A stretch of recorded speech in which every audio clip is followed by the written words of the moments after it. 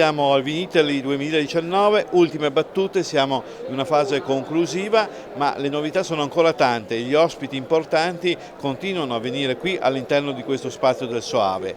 Cantina di Soave, tante le novità, siamo in compagnia del Presidente. Presidente, prima eravamo un attimino così in fase di preparazione dell'intervista, tante novità ma ce ne aspettiamo tante altre.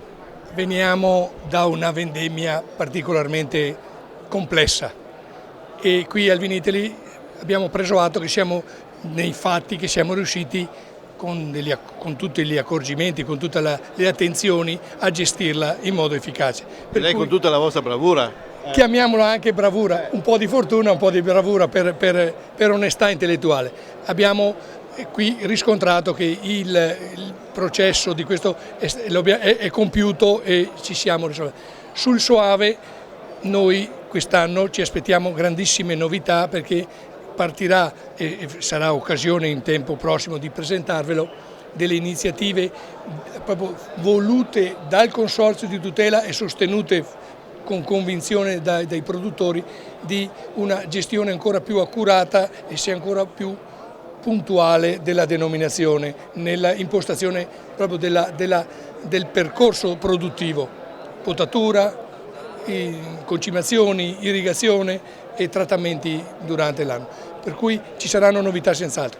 Se posso poi parlare pro domo mea, ma certamente, Presidente. Noi quest'anno arriviamo alla conclusione di una serie di lavori molto imponenti che abbiamo avuto e con molta probabilità alla fine di settembre riusciremo a fare una grande festa per l'inaugurazione di tutti gli impianti, sia all'interno che all'esterno, quelli che abbiamo fatto in Viale della Vittoria. Per cui saranno novità a susseguirsi e sarà tutta opportunità per incontrarci e per condividerli. Sarà una bella opportunità per incontrare gli amici della Cantina di Soave, il Presidente e tutto il territorio, perché insomma siete l'espressione di un territorio molto completo. Il territorio nostro ha dei grandissimi valori, ha tradizione, tutti dicono che hanno valore e tradizione, ma chi ha le mura le preserva di più, quindi ha una maggiore identità. Più hai una identità tua, più ti è facile aprirti e andare incontro a tutti. Per cui se non riusciamo a valorizzarci è solo per colpa nostra, per incapacità nostra.